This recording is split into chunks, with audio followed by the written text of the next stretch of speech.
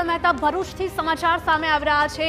હવે સ્વામિનારાયણના બીએપીએસ મંદિરને બોમ્બથી ઉડાવી દેવાની ધમકી આપવામાં આવી છે। ભરૂચ પોલીસ કંટ્રોલ રૂમને 2 વાર કોલ કરીને ધમકી આપવામાં આવી। ધમકી મામલે એક શકમંદની અટકાયત પણ કરવામાં આવી છે। તો દહેજ બાયપાસ રોડ ઉપરથી કોલ કરાયા હોવાની માહિતી સામે આવી રહી છે। ધમકીનો કોલ ટીખળ માટે કર્યો હોવાનું અનુમાન સામે આવી રહ્યું છે। ત્યારે ભરૂચની આ ઘટના કે જ્યાં બીએપીએસ સ્વામિનારાયણ મંદિરને ઉડાવી દેવાની ધમકી આપવામાં આવી છે। ભરૂચ પોલીસ કંટ્રોલ રૂમને 2 વખત ફોન આવ્યા હતા અને ધમકી આપવામાં આવી હતી। ધમકી મામલે એક શકમંદની અટકાયત પણ કરવામાં આવી છે અને તેની પૂછપરછ હાથ ધરાઈ છે। દહેજ બાયપાસ રોડ ઉપરથી કોલ કરાયા હોવાની માહિતી। સંવાદદાતા અંકિત મોદી જોડાઈ ગયા છે વધુ અપડેટ સાથે। અંકિત, ભરૂચના બીએપીએસ સ્વામિનારાયણ મંદિરને ઉડાવી દેવાની ધમકી આપનાર શખ્સ કોણ છે? શું તેની ઓળખ થઈ શકે છે કે કેમ? જી, હાલમાં ભરૂચ પોલીસે આ એક વ્યક્તિની અટકાયત કરીને તેની પૂછપરછ શરૂ કરી છે।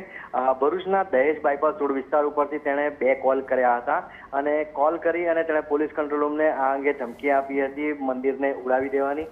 ભરૂચ સ્પેશિયલ ઓપરેશન ગ્રુપ અને સ્થાનિક પોલીસની ટુકડીઓએ આ અંગે તપાસ શરૂ કરી હતી। આખરે ફોન ટ્રેસિંગ દ્વારા તેની ધરપકડ કરી લેવાઈ છે અને તેની પૂછપરછ કરાઈ રહી છે। જોકે પ્રાથમિક અનુમાન હાલમાં આ એક ટીખળ હોવાનું અને તંત્રને દોડતું કરવાનો પ્રયાસ હોય તેવું લાગી રહ્યું છે। હજુ પણ પોલીસ સઘન પૂછપરછ કરી રહી છે। તેના મોટિવને સંપૂર્ણપણે ક્લિયર કરવાની અને જાણવાના પ્રયાસો કરાઈ રહ્યા છે। ટૂંક જ સમયમાં પોલીસ પણ સત્તાવાર આ મામલે નિવેદન જાહેર કરી અને આખો મામલો શું છે, કયા કારણોસર આ પ્રકારની ધમકી આપવામાં આવી, તંત્રને કેમ મિસગાઈડ કરવા માટે અને દોડતું કરવા માટેના પ્રયત્નો કર્યા, તમામ પ્રશ્નો જવાબ પોલીસ હાલમાં પૂછપરછ દ્વારા મેળવવાનો પ્રયાસ કરી રહી છે। જી બિલકુલ, માહિતી બદલ આપનો આભાર।